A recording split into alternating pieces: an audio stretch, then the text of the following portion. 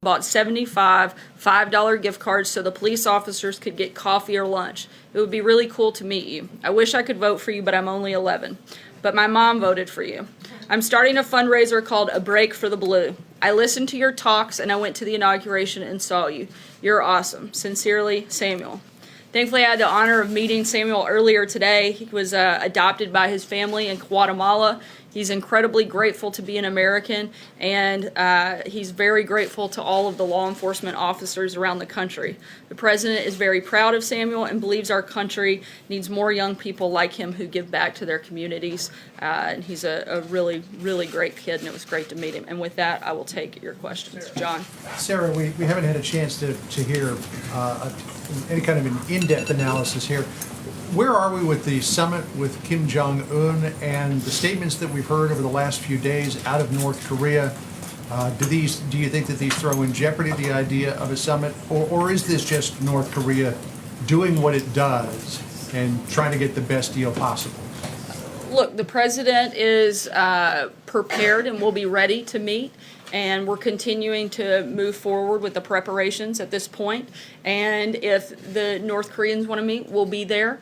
And at this point, there is not a lot of change beyond that, and certainly not in our process. So what North Korea is saying now about the joint military exercises after Moon Jae-in said Kim knows that these take place and he understands that they have to take place. What game is North Korea playing? You'd have to ask North Korea what game they're playing. I can tell you what we're doing, and we're continuing to move forward in preparations. And the President, as we've said all along, will be prepared and ready to meet. And there's really not a lot to add beyond that point. John? Thanks a lot, Sarah. What leverage does the U.S. have as it relates to having this meeting take place on June the 12th? And to that meeting actually taking place when it takes place, if it takes place, what leverage does the U.S. have over accomplishing the American goal of denuclearizing the Korean Peninsula? We're continuing in the maximum pressure campaign, but again, nothing has changed on our end. This was an invitation that North Korea offered and that we've accepted, and we're continuing to move forward in those preparations. Steve? Another issue. Sorry, I'm going to keep going because we're really tight on time today. Steve, go ahead. Follow up on that, what the North Koreans also announced was they were stopping the dialogue with South Korea. So is it possible that there could be a meeting between the United States and North Korea if that whole dialogue between the North and South is on ice? The meeting that would take place on June 12th is between the United States and North Korea, should it take place. We're going to meet with President Moon next week.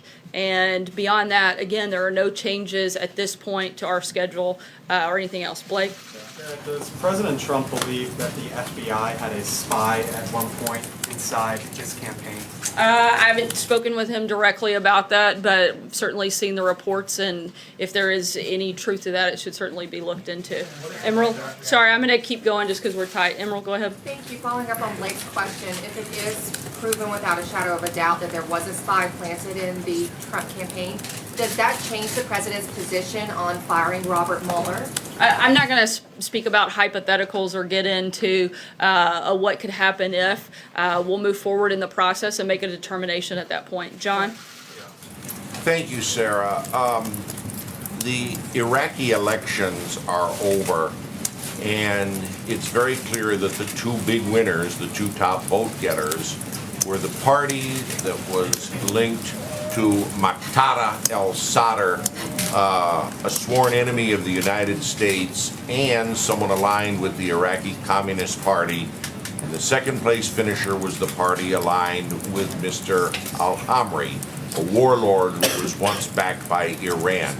What's the U.S.'s attitude on a government in Baghdad having either of those individuals as the key player?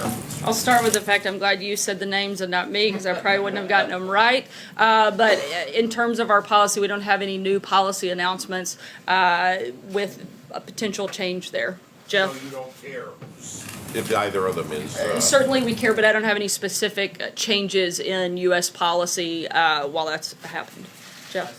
Sarah, what does the United States expect out of negotiations today with China on trade, and what are the President's intentions on helping or changing the policy towards Chinese companies, ZTE? In terms of the meeting, I'll start there. Those are conversations are ongoing.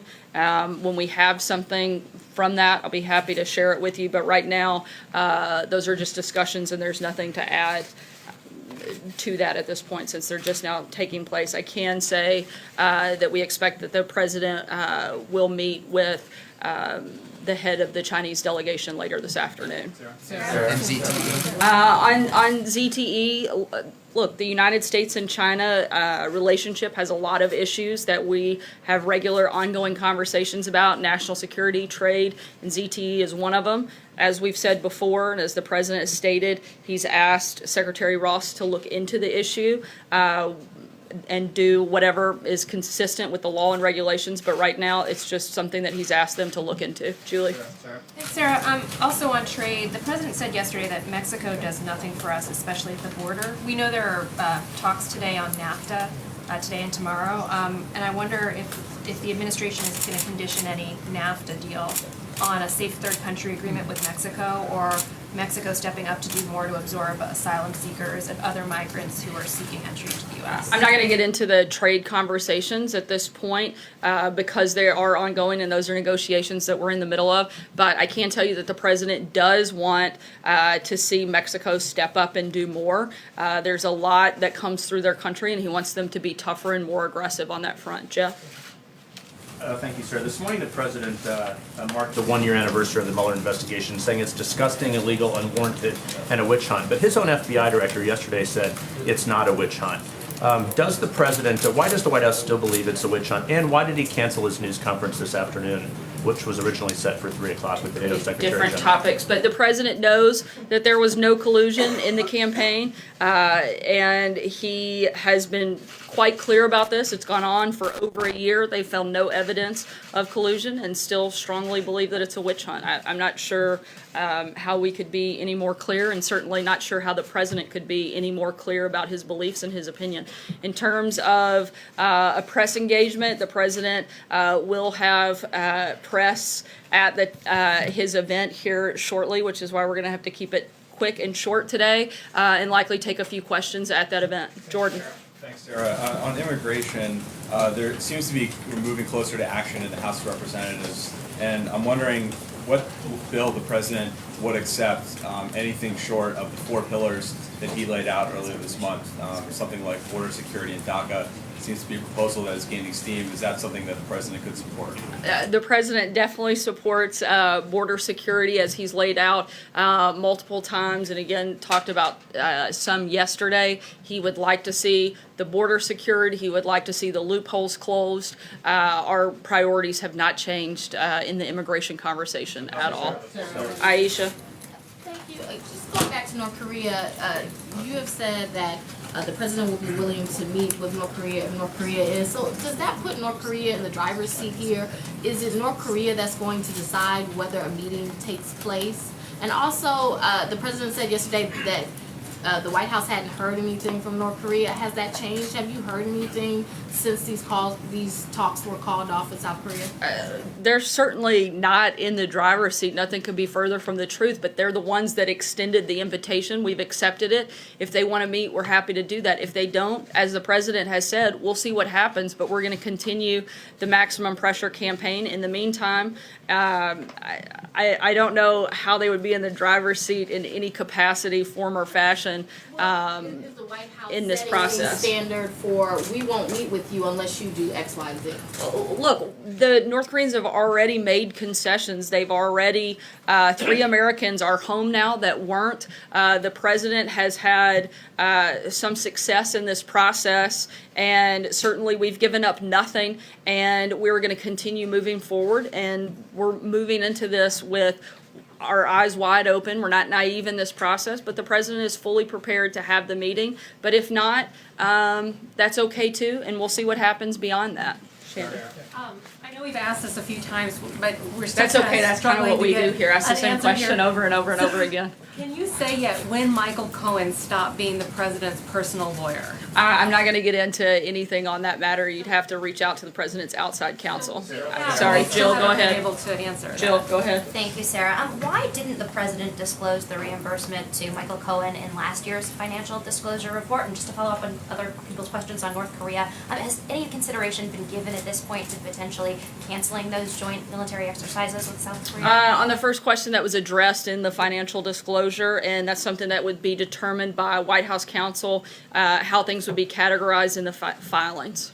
So, and on the second part, those are ongoing exercises that are routine and they're aware of, they're annual, and at this point, we have no intention of changing it. Stephen? I just want to ask you, because so many people in the country have been talking about it in the last 24 hours, what did the president mean when he said that some immigrants are not people, they're animals? The president was very clearly referring to MS-13 gang members who enter the country illegally and whose deportations are hamstrung by our laws.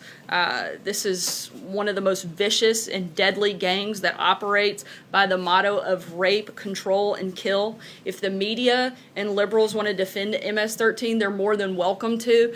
Frankly, I don't think the term that the president used was strong enough. MS-13 has done heinous acts. It took an animal to stab a man 100 times and decapitate him and rip his heart out. It took an animal to beat a woman they were sex trafficking with a bat 28 times, indenting part of her body. And it took an animal to kidnap, drug, and rape a 14-year-old Houston girl. Frankly, I think that the term animal doesn't go far enough, and I think that the president should continue to use his platform and everything he can do under the law to stop these types of horrible, horrible, disgusting people. I'm going to take one more question. Peter? Thank you, Sarah. Are the chances of a summit now less likely than they were a week ago before these statements came out from Kim Jong-un? I'm not going to get into a percentage game. I can tell you that we're ready and prepared. If they happen, they happen. And if they don't, we'll see what happens. Thanks so much, guys. We'll see you here in a few minutes with the president. Sarah, is the president